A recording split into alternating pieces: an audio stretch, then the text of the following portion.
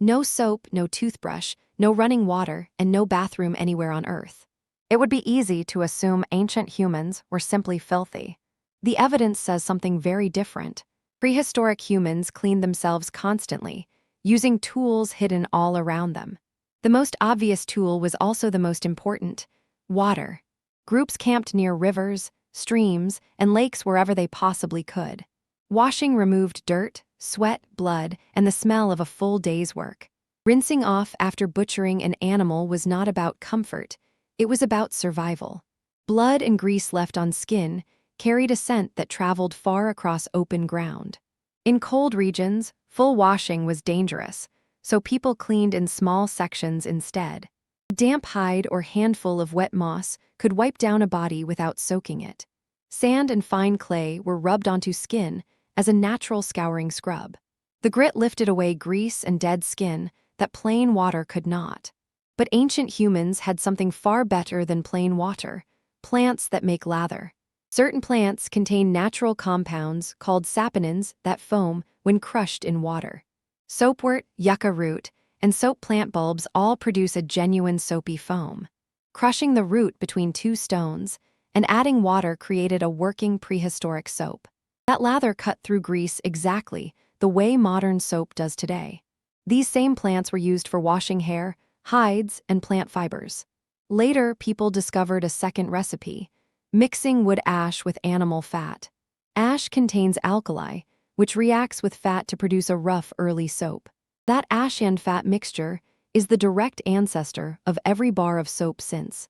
Teeth were another daily problem, and ancient humans worked on them constantly. There were no toothbrushes, so people chewed a green twig until the end frayed.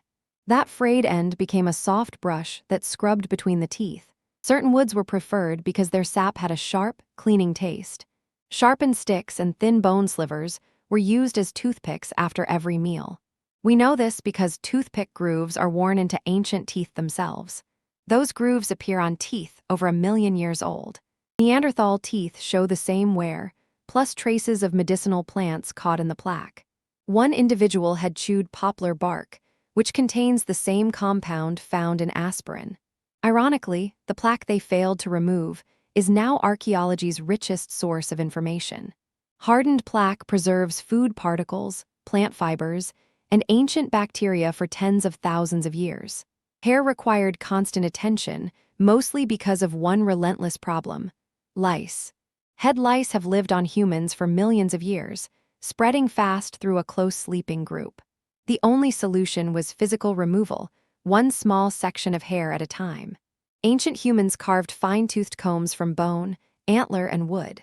The narrow spacing between the teeth was designed to drag lice and eggs out.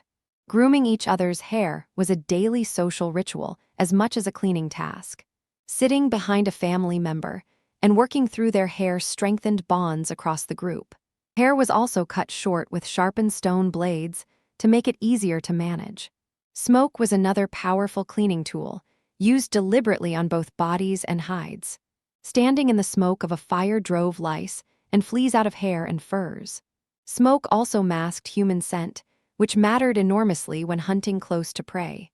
Hides and furs were hung directly over smoky fires to be cleaned and preserved. Red ochre, ground into powder and mixed with fat, was rubbed directly onto skin. Ochre was not only decoration, it worked as a genuine protective coating. Studies show ochre blocks ultraviolet light, acting as an early natural sunscreen. It also repels insects and has mild antibacterial properties on the skin. A layer of ochre and fat protected against sun, bites, wind, and cold at once.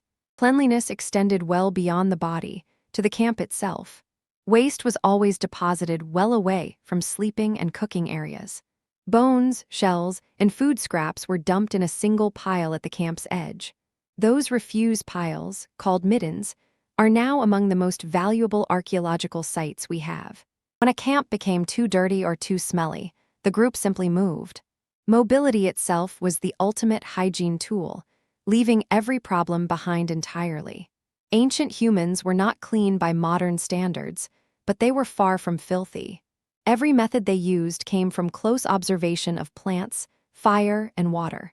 Soap, toothbrushes, combs, and sunscreen all existed long before anyone gave them names. The tools changed completely, but the daily habit behind them never did. Which prehistoric cleaning method surprised you the most?